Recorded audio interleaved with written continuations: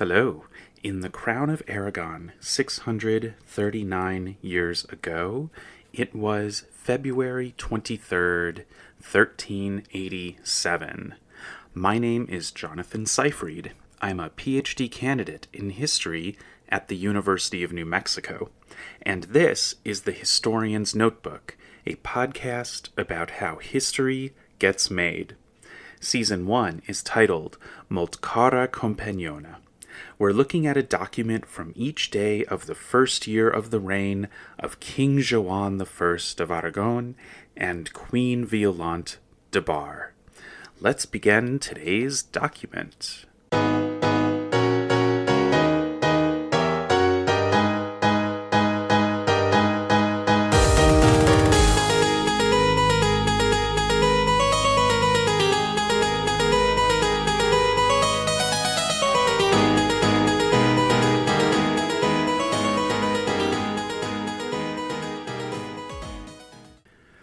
There's so much to talk about with today's document, and I've got a noisy shadow cat here with me for today's recording, so we'll see how this... Yep, there she is.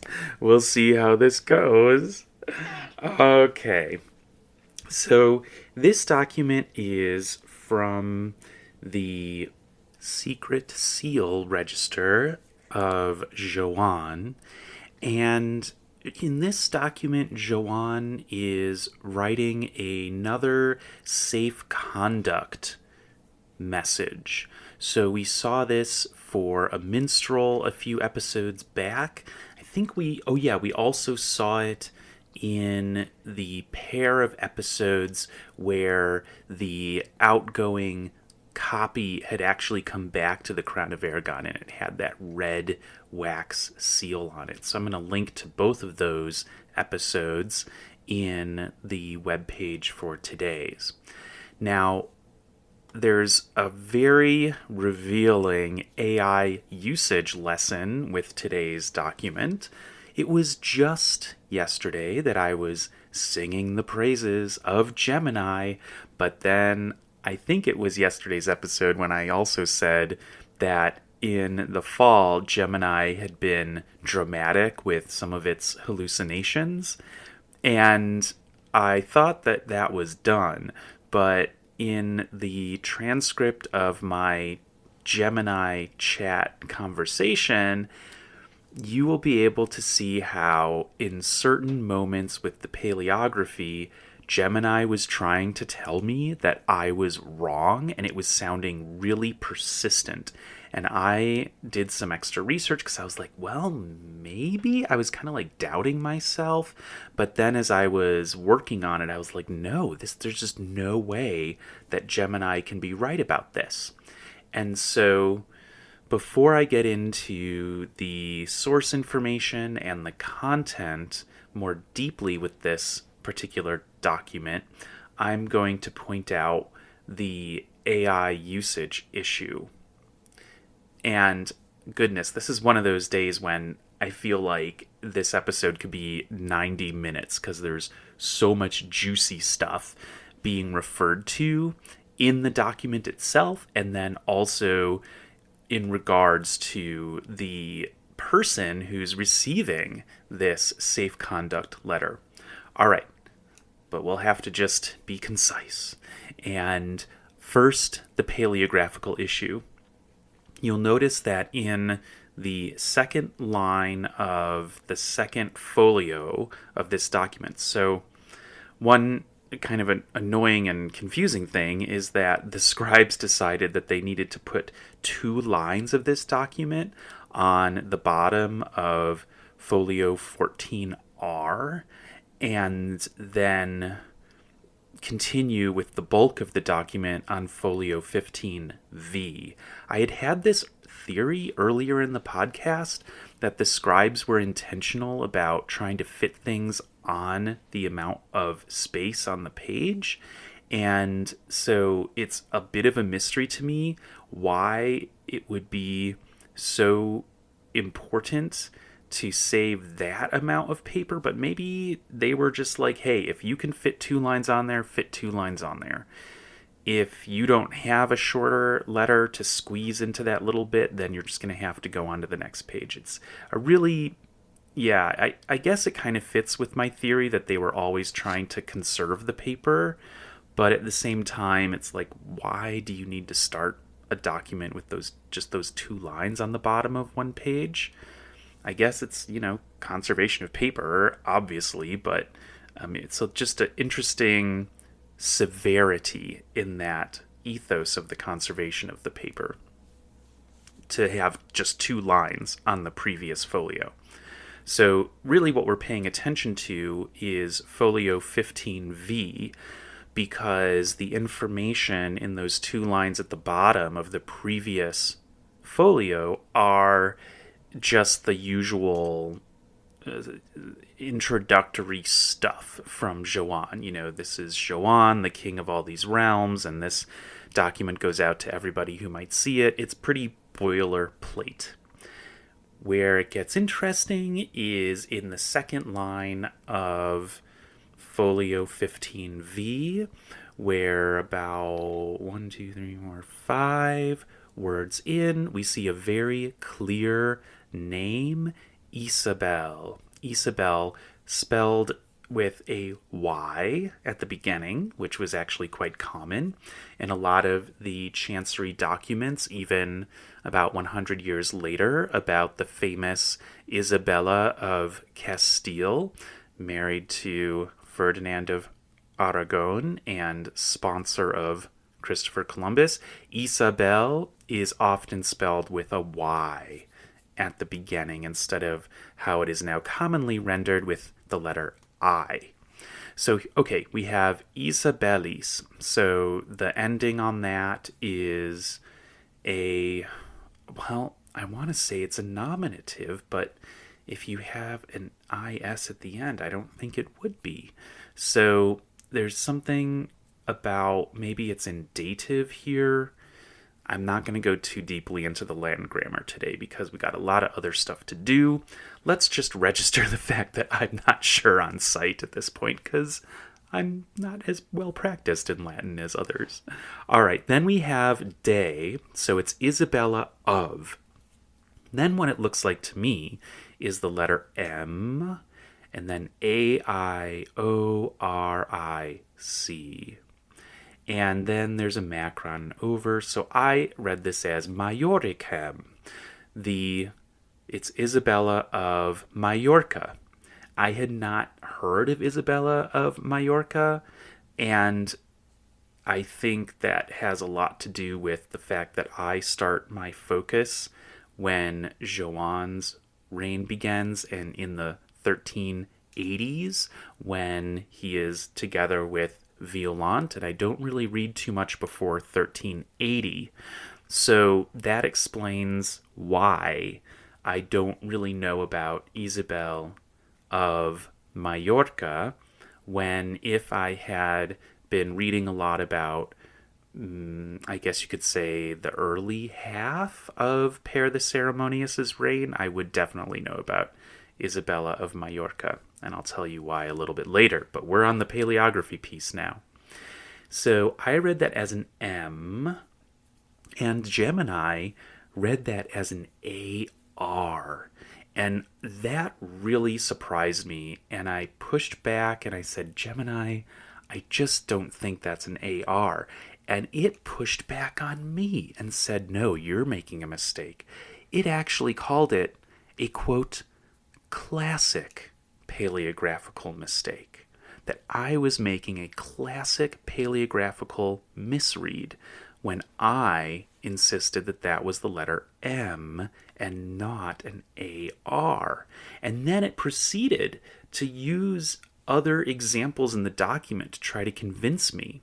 And I said, wait a second, Gemini, look at your own transcription of the very last line, that dating clause where there's the word for 1000, right? I think it's millesimo or millennio. Oh my gosh, my Latin. And it transcribed it as an M, and that M looks the same as the M that's in this second line.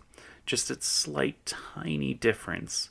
And eventually Gemini relented and then was able to clarify some information about who this person is.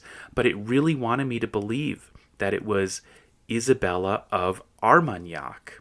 There was an Isabella of Armagnac, but it's very easy on Wikipedia and just general Google searching to see that Isabella of Armagnac was not alive. She had died in, I think it was like 1375, and so there's no way that she would need a safe conduct letter in 1387, 12 years after her death. So either Joan was writing for some kind of zombie Isabella, or maybe vampire, or Gemini was completely wrong. So I went over to ChatGPT and was like, I don't think there's an Isabella of Armagnac. And ChatGPT had trouble with this. I'm like, why are you chatbots having so much trouble when it's so clear, even from Wikipedia, that this person is not alive? And I asked about an Isabella of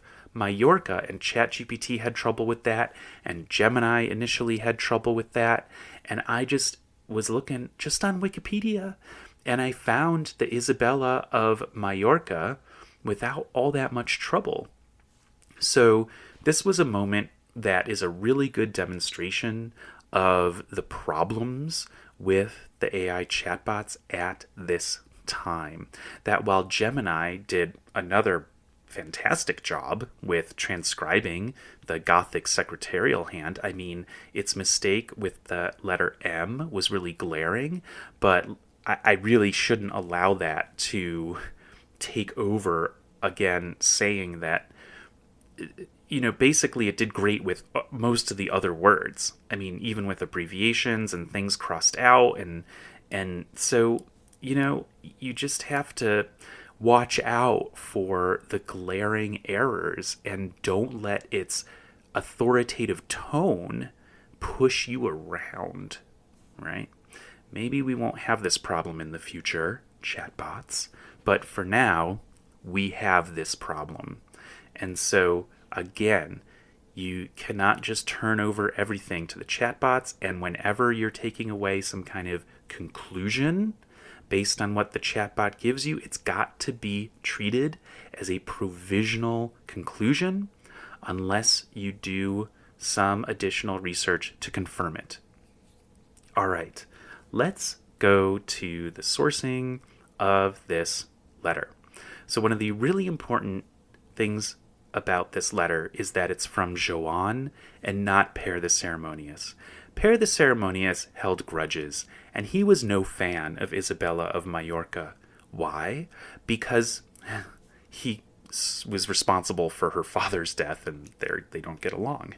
Her father was James III of Majorca, who rebelled against Pere the Ceremonious, wanting to keep Majorca as an independent kingdom and not as a part of the Crown of Aragon. Pere the Ceremonious defeated Isabella's father, and he died on the battlefield, right? So, and then she was actually captured, and she was imprisoned for her teenage years in Valencia, and she was only freed at the age of about 20 when she agreed to renounce her claim to any rule over Majorca. So at that point, in 1358, she was let out of jail, and then she got married, and she just kind of bopped around, like doing a bunch of different diplomatic things along with her husband. But the real story in terms of conflict with Pere the Ceremonious and Crown of Aragon is with her brother. So when her brother got old enough, he, James IV, tried to once again fight for the independence of the island of Majorca. And he actually led an invasion of Roussillon, which is the province that's today in the southwest of France. So, sort of like around Montpellier. So, and Perpignan, to be more exact, I think. So, James the Fourth, he tried to get Majorca back for their family. And he also did not succeed. He ended up dying, some say, in Isabella's arms. I think as the result of the strain of war. I don't think it was a battle injury, but I think because of what he was doing, somehow, yeah, maybe it was a battle injury or some kind of illness that he contracted when he was fighting. I can't remember exactly. But anyway, drama. He died in her arms. Now James the Fourth of Majorca was involved in some other drama in the time period of like the 1370s, early 1370s, because he married Joanna of Naples, who was a really fascinating, powerful woman of the mid 14th century. And one of the conditions of the marriage was that James IV would have no governance over Naples. And the Crown of Aragon also had a claim to Naples that Joanna was fighting off, but it wasn't as much of a threat as from other places. Like, weirdly, Hungary had a claim to rule over Naples. So that was just, it's so convoluted, but it's a great story. So if you can read that book by Elizabeth Castine titled From She-Wolf to Martyr about Joanna the First of Naples, you will not be disappointed. It's such a really interesting story of intrigue and power and a medieval woman who was just a fascinating test case for how far you can push it for a woman to rule in this time period on her own, like in defiance of a lot of the men around. So that's super interesting. And then Joanna of Naples spent a lot of time in Avignon and was trying to curry the favor of Pope Clement the Seventh in Avignon. Oh gosh, I hope I got that number right, because I'm like, is it the 6th? No, it's the 7th. So when Violante is writing to the Pope in Avignon, she's maybe continuing a kind of pattern that Joanna had set up, where basically there's a lot of activity from the queens in conversation with the Pope. I don't know. That might be a bit of a stretch in terms of the context. So, all right. Isabella of Majorca was not a friend of Pere the Ceremonious. He probably didn't care if she just kind of, did stuff elsewhere and didn't want to deal with her. But then Joan takes over and he's more friendly. And you can tell in this, he's writing this safe conduct letter, which seems, kind of generous. And why is it generous? It's generous because he's saying that no one can collect on her debts, basically. So he specifies that she's got this big retinue, and we'll talk about the size of that retinue in just a moment. But he says that no one is allowed to take anything from her. I know, no one. And all of her creditors, like Shadow is playing the creditors, being mad. Why? Because she owed a ton of money. So by this time, Isabella of Majorca was like really broke and like trying to get money from all which way places, and she was being chased by her creditors, actually. So this safe conduct note is very nice to her because it basically makes it so that if her creditors find her, they're not allowed to collect from her while she's traveling around in the lands ruled by Joan. So with the context in mind, we can see that Joan was being actually very nice to Isabella of Majorca.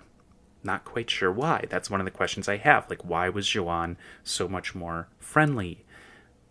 You don't have to be. I mean, what was to be gained? Or maybe it was just like, anything his father did. He just kind of wanted to go the other direction. I don't know. Let's talk about the retinue. So in the, let's see, 1, 2, 3, 4, 5, 6, 7, seventh line of folio 15V, we can see it's crossed out. There was this, and at the end, after the cross out, the equitum, so horses, okay? So the retinue had 60 horses, sexaginta, and then they crossed it out, and then above it they wrote centum, 100, and then they crossed that out and went back to 60. What is going on here? How is this happening that there's this back and forth about the number of horses in Isabella of Majorca's retinue? Are they getting updates about the information? Who is making the correction? Why is someone noticing, oh, it's not 60, it's 100? Why does it really matter how many there are? I mean, it does, because if you show up with 100 and you're only protected for 60, the people trying to collect on you will be like, well, you're over what it says in your document, and so we're going to take your extra 40 horses. And the horses might represent actually people and parts of the revenue and the treasure they have on them. So there is a lot to unpack with just that question of why there was a correction that needed to be made. And before we wrap up this episode, there's one more thing we need to talk about. There is a little note that was added to the bottom of this one a little while later. And it's a case where, in this situation, I've been trashing Gemini quite a lot. But here, Gemini really came through. And it's again with the letter M. So it's so funny because I was correctly recognizing the letter M and Gemini was getting it wrong in the document itself. But this little added note below the document, oh my gosh, the scribe just really, really just did a number on the letter M.